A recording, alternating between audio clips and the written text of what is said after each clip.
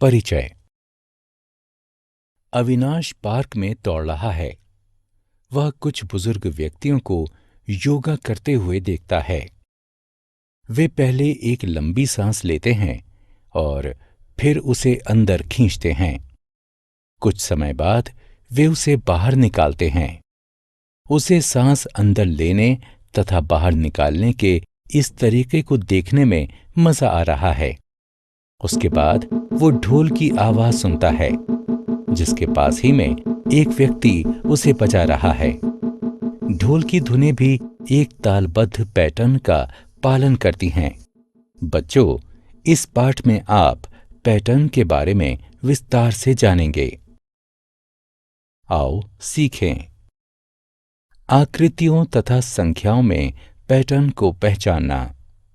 आकृतियों तथा संख्याओं को मिलाकर पैटर्न को पूरा करना। पैटर्न को समझना। छल्लों के इस विन्यास को देखें। एक नीले छल्ले के बाद एक पीला छल्ला और उसके बाद एक लाल छल्ला है। ये विन्यास 3 बार दोहराया गया है। जब वस्तुएं एक निश्चित क्रम में पुनर्व्यवस्थित होती हैं, तो वे एक पैटर्न बनाती हैं। एक और विन्यास को देखें। इस विन्यास में 2 खड़ी रेखाओं के बाद एक आड़ी रेखा है। इसके बाद पुनः 2 खड़ी रेखाओं के बाद एक आड़ी रेखा है। ये भी एक पैटर्न है। आकृतियों में पैटर्न। इस पैटर्न को ध्यान से देखें। एक आकृति पहले आड़ी स्थिति में और बाद में खड़ी स्थिति में रखी है। ये स्थितियां अनेक बार इसी क्रम में दोहराई गई हैं। अब इन त्रिभुजों तथा वृत्तों के विन्यास को देखें। क्या हम इसे एक पैटर्न कह सकते हैं? नहीं, हम ऐसा नहीं कह सकते, क्योंकि आकृतियां एक निश्चित क्रम में नहीं दोहराई गई हैं। प्रकृति में पैटर्न। अपने चारों तरफ देखने पर आप प्रकृति में अनेक पैटर्न पाएंगे। इस गुलाब के बगीचे को देखें। माली ने गुलाबों को एक प्रक्रम में लगाया है। यहां लाल गुलाबों के एक जोड़े के बाद एक सफेद गुलाब है। इन इंद्रधनुषों को देखें। प्रत्येक इंद्रधनुष में रंग एक ही क्रम में होते हैं।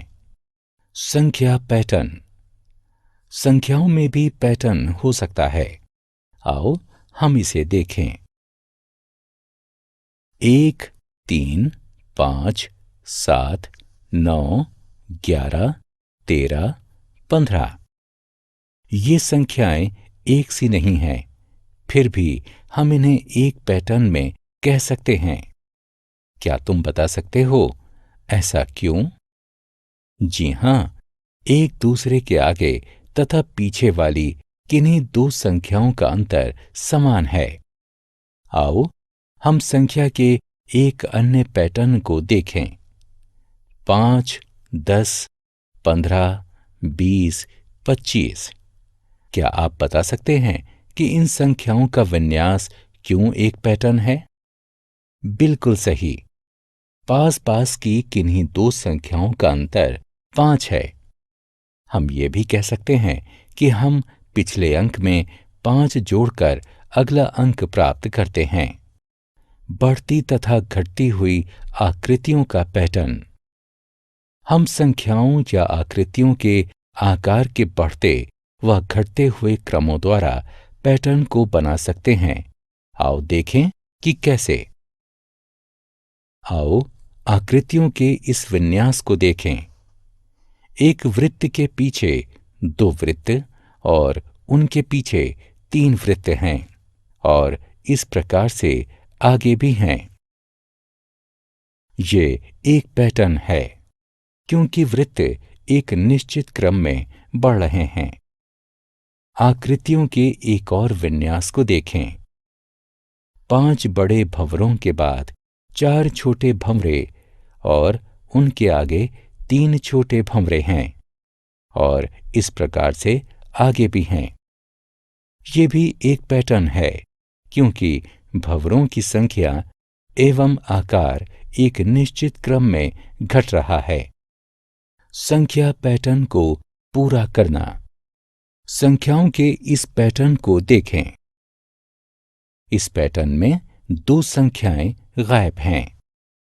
हम इन्हें तभी भर सकते हैं जब हम ये जान सकें कि इस प्रक्रम को कैसे बनाया गया है। ये साफ है कि इस प्रक्रम में एक बार में एक संख्या कम हो रही है। उल्टी गिनतियों की सहायता से हम गायब संख्याओं का पता लगा सकते हैं। 12, 11, 10, 9, 8, 7, 6, 5। इस प्रकार से संख्या 10 तथा 6 गायब हैं। हमने क्या चर्चा की? जब वस्तुएं एक निश्चित क्रम में पुनर्व्यवस्थित होती हैं तो वे एक पैटर्न बनाती हैं। पिछली संख्या में एक निश्चित संख्या को जोड़कर या घटाकर संख्याओं का पैटर्न बनाया जाता है। संख्याओं या आकृतियों के आकार के बढ़ते व घटते हुए क्रमों द्वारा पैटर्न को बनाया जा सकता है। पैटर्न